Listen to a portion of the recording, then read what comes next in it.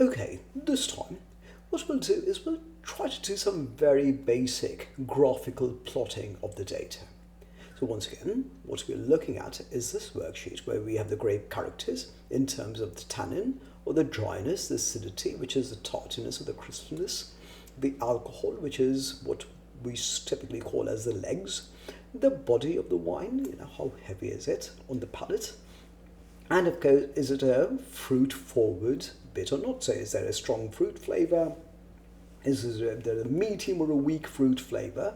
And so forth. So what we'll try and do is we'll try and graphically represent some of the data. In order to do that, we go into Insert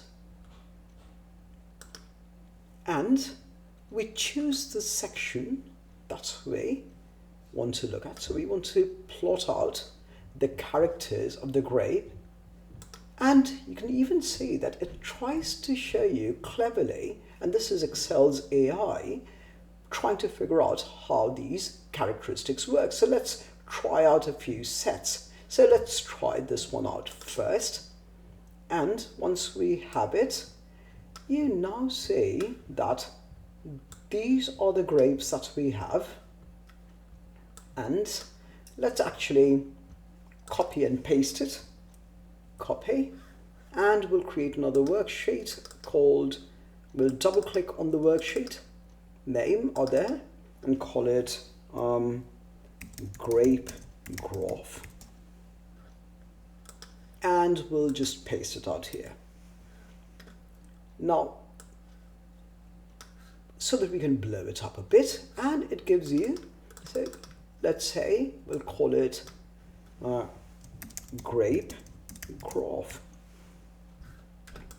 and it tells you that this is all right. This is a Sangiovese, and a Sangiovese has this level of tannins. You can see that the Zinno Marlborough has one of the higher levels of tannins. Then the acidity, you can see that the ones that have the highest acidity would be a Petit Syrah, and also Zinno Marlborough.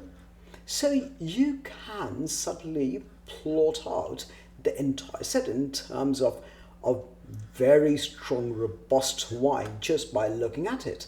Look at the one whose total score is the highest, and you say, all right, Petit Syrah seems to be ruling the roost out here because it's got over about 47 in total, combining its tannins, acidity, amount of alcohol it carries, the body and the fruit flavoring. So it is far ahead of the bunch. So if you ever wanted to recommend to somebody, you want a really heavy wine with a lot of acidity and more alcohol, more tannins, more body, more fruit flavoring, your immediate thing would be go for a Petit Syrah, or otherwise go for a Zinno Marlborough, because that's the next one in line.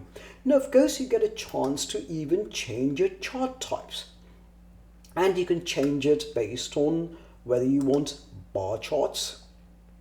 Very similar, it just shows you what's out there.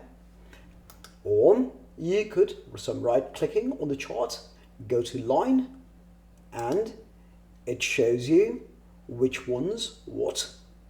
And of course you can go back to, you can even change your chart layout by clicking out here, and then you can shift it where we can even have the data right out here underneath it, so that if anybody wants to see the data while also looking at the visual depiction of it, they can immediately do so.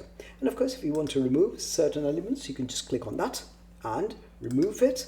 You can pull this so that you can make it sort of slightly larger, amongst other things. So graphical depiction is very important. Make sure that the graphical depiction data is as we typically have to do in order to transform it, and hopefully that will take care of graphical depictions of general data in Excel.